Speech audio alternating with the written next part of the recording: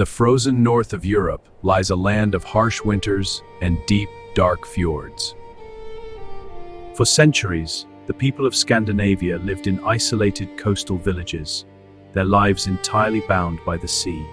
They were a hardy and resourceful people, farmers, hunters, and master craftsmen of wood. But the rocky, frozen soil offered little harvest, pushing them to look beyond their shores for survival and wealth. In the dim light of the longhouses, chieftains and their warriors forged bonds of loyalty, sharing tales of distant lands. Their ambition birthed a technological marvel that would change history, the longship. Combining a flexible, overlapping hull with a massive square sail, these ships were faster than anything the world had ever seen. At the prow, they carved terrifying dragon heads to ward off sea monsters and to strike fear into the hearts of their enemies. With an incredibly shallow draft, they could cross raging oceans and navigate deep inland rivers with equal ease. The age of isolation was over. The Northmen were finally ready to unleash themselves upon the world. In 793 AD, the quiet island of Lindisfarne housed one of the holiest monasteries in Christendom. Its monks lived in peaceful devotion, hoarding sacred treasures, completely unaware of the approaching doom. Then, from out of the thick morning fog, ominous dark silhouettes pierced the horizon. The sudden sight of dragon-headed ships brought a terror never before seen on these shores. Striking with lightning speed, the Northmen drove their shallow ships straight onto the sandy beach. Fierce pagan warriors, armed with iron axes and wooden shields, charged out of the surf. The defenseless monks and their wooden gates were no match for this savage fury. Holy ground was stained with blood. Those who did not flee were brutally struck down. They didn't come to conquer land, but to plunder the immense gold and silver within. The shockwave of Lindisfarne echoed across Europe. The Viking Age had officially begun.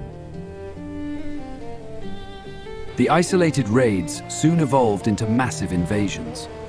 In 865 AD, the Great Heathen Army landed on the shores of England. Led by legendary and ruthless figures, they no longer came just to steal, they came to conquer. The Anglo-Saxon kingdoms faced the terrifying Viking shield wall, an impenetrable fortress of wood and iron. One by one, the divided English kingdoms fell to their knees. Their kings were martyred or forced into exile. The Vikings carved out their own territory, known as the Danelaw, settling the conquered land to build new lives. But their hunger for wealth was insatiable. Soon, massive fleets sailed up the River Seine, deep into the Frankish Empire. Their target was the crown jewel of the Franks, the wealthy and heavily fortified city of Paris. The Northmen laid a brutal siege, bringing unprecedented terror to the very doorstep of the Carolingian kings. Flaming arrows darkened the sky, and the outskirts of the great city were rapidly reduced to ash. To save Paris from total destruction, the Frankish king was forced to pay a massive ransom in silver, a tribute known as the Danegeld. The Vikings were not just raiders, they were the greatest seafarers of their age, venturing into the terrifying expanse of the open Atlantic. Without compasses, they navigated the treacherous waters using the stars, ocean currents, and mysterious crystals to find the sun on cloudy days. Their extraordinary courage led them to an uncharted island of fire and ice, Iceland, a harsh but empty frontier. Here, they built a new society. Free men gathered in an open-air assembly called the Althing, laying the foundations for one of the world's oldest parliaments. But some men were too wild even for this new land. Eric the Red, exiled for murder, sailed further west into the unknown. The spirit of exploration ran in the blood. Eric's son, Leif Erikson, heard rumors of land even further west and set sail. He discovered a massive, ice-covered landmass. To attract settlers from his homeland, he deceptively named it Greenland. Life at the edge of the world was a brutal daily struggle, relying on hunting walrus and farming thin strips of coastal land. Around the year 1000 AD, 5 centuries before Columbus, the Vikings stepped onto the shores of North America, a place they called Vinland. They built small camps, but fierce resistance from indigenous peoples and the vast distance meant their time in the New World would be brief and forgotten.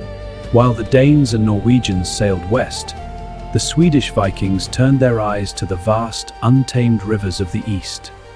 Known as the Rus, these Norsemen were primarily traders and mercenaries, seeking the lucrative, wealthy markets of the Islamic and Byzantine empires. When the rivers ended or grew too shallow, they performed grueling portages, physically dragging their heavy ships overland to the next waterway. They traded furs, amber, and slaves for mountains of shining silver dirhams, establishing powerful trading hubs like Kiev and Novgorod. Over time, these Norsemen assimilated with the local Slavic tribes, laying the foundations for the first great Russian state, the Kievan Rus.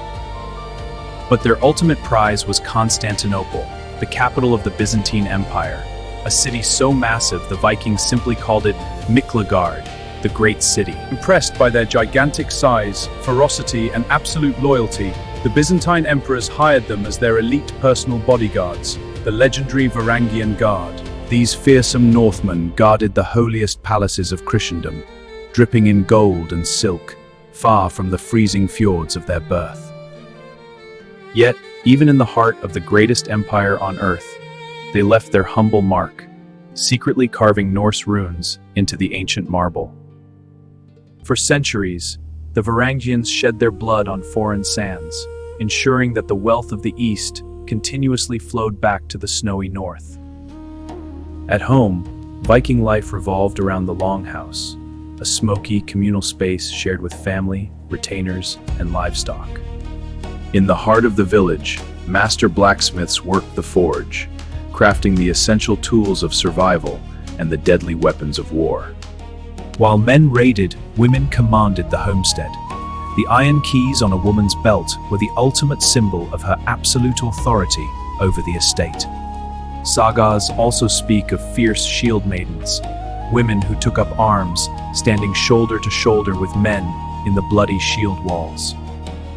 To honor the dead and boast of great deeds, they raised massive runestones, painting the intricate carvings with striking red pigment. They believed in a world alive with spirits and magic. The Volva, or Cirrus, held immense power, communicating with the gods to see the future. At the head of their pantheon was Odin the Allfather, a one-eyed god of war, wisdom, and poetry, who sacrificed his own eye for universal knowledge. But the most beloved was Thor, the protector of humanity, whose mighty hammer Mjolnir controlled the roaring storms. In battle, warriors fought without fear of death, believing that the Valkyries, ethereal choosers of the slain, would carry the bravest souls to the afterlife. Their ultimate reward was Valhalla, the great hall of Odin, where fallen heroes feasted and fought for eternity, awaiting the end of the world. As the new millennium approached, a new power arrived from the south, not with swords, but with the cross. The transition was violent. Many fiercely clung to the old gods, refusing to abandon the faith of their ancestors. Yet, the kings saw the political power of this new religion. In Denmark, King Harald Bluetooth raised the massive Yelling Stones. By officially converting his kingdom and accepting baptism, Harald forever changed the destiny of the Northmen. Pagan and Christian worlds collided in their architecture, giving birth to the magnificent, towering wooden Stabi churches. With the backing of the church, powerful warlords crushed the local chieftains, forging unified, centralized kingdoms. But this consolidation of power came at a heavy price, plunging Scandinavia into decades of brutal civil war. Out of this bloodshed rose kings of terrifying ambition, like Svein Forkbeard, who sought to conquer not just the north, but England itself. His son, Canute the Great, achieved the impossible, forging the vast North Sea Empire, uniting Denmark, Norway, and England under one crown. Legend says Canute sat by the sea, commanding the tide to halt, proving even the greatest king cannot control the forces of nature or the fate of an empire. The year 1066. The last great Viking king, the towering Harald Hardrada of Norway, set his sights on the English throne. He launched a massive invasion, bringing 300 longships and 10,000 battle-hardened warriors to the northern shores. Expecting an easy surrender, the Vikings marched inland, leaving their heavy armor behind at the ships under the warm autumn sun. But the Anglo-Saxon king, Harold Godwinson, had marched his army at breakneck speed, catching the Northmen completely by surprise. The two armies collided at Stamford Bridge. A narrow wooden crossing over the River Derwent became the choke point of destiny. Legend tells of a single giant Viking berserker who held the narrow bridge alone, striking down 40 Saxons to buy time for his brothers. He was only defeated when a cunning Saxon soldier floated under the bridge in a barrel, thrusting a spear upward through the planks. With the bridge taken, the unarmored Vikings desperately formed a final shield wall against the fully armored Saxon onslaught. Hardrada fought like a beast until a stray arrow pierced his throat. The giant fell, and with him, the hopes of the north. It was an absolute massacre. Only 24 of the 300 invading ships returned home. On that blood-soaked field, the Viking Age died.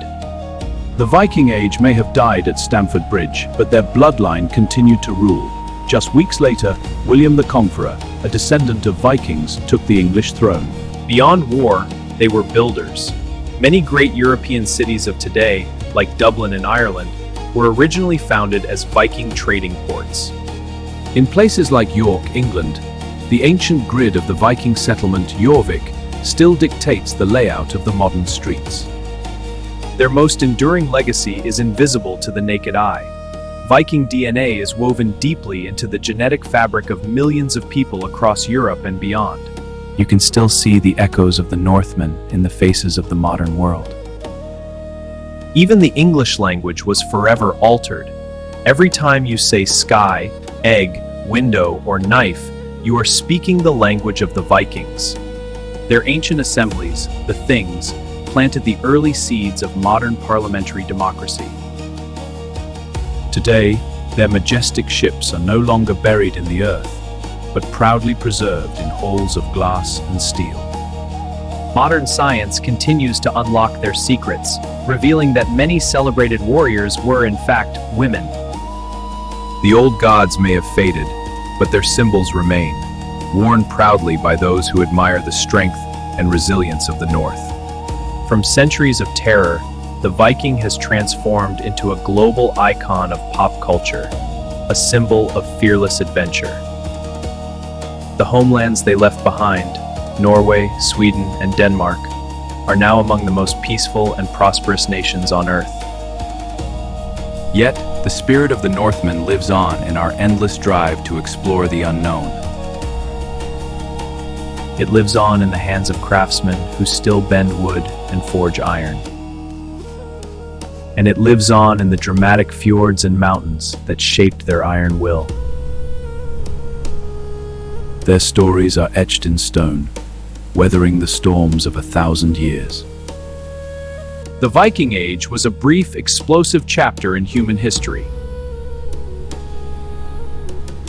But it proved that they were far more than just barbarians in horned helmets. They were farmers, poets, explorers, and conquerors who forever changed the face of the world. Their ships have sailed into the mists of time, but the legend of the Northmen will never die.